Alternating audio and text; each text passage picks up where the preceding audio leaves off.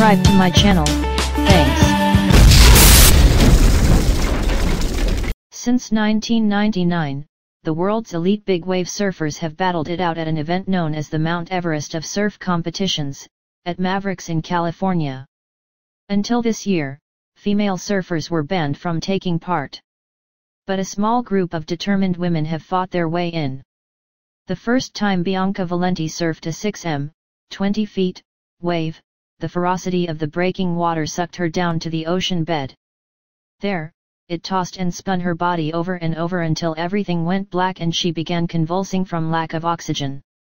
Badly shaken, the 18-year-old swam back to shore at Ocean Beach, next to San Francisco's Golden Gate Park, and swore she would learn to conquer these giant waves.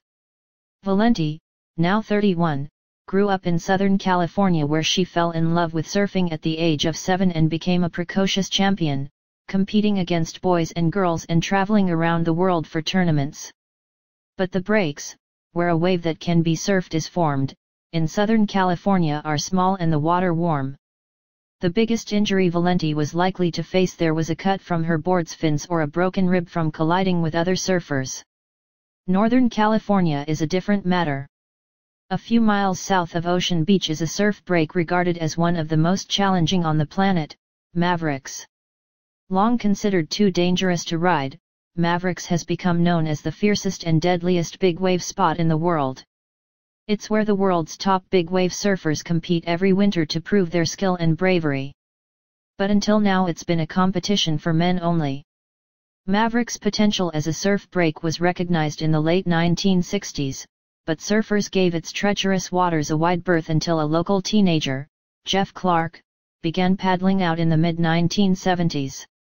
It then took 15 years for Clark to persuade anyone to join him in the freezing water and for the news to reach the big wave surfing community.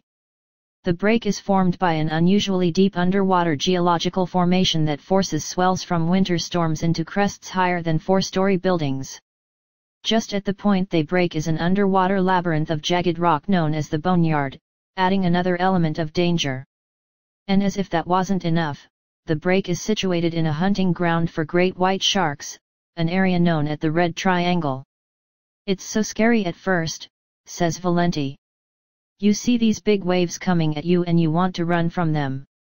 When surfers finally started coming to Mavericks, it quickly became celebrated, but tragedy followed too.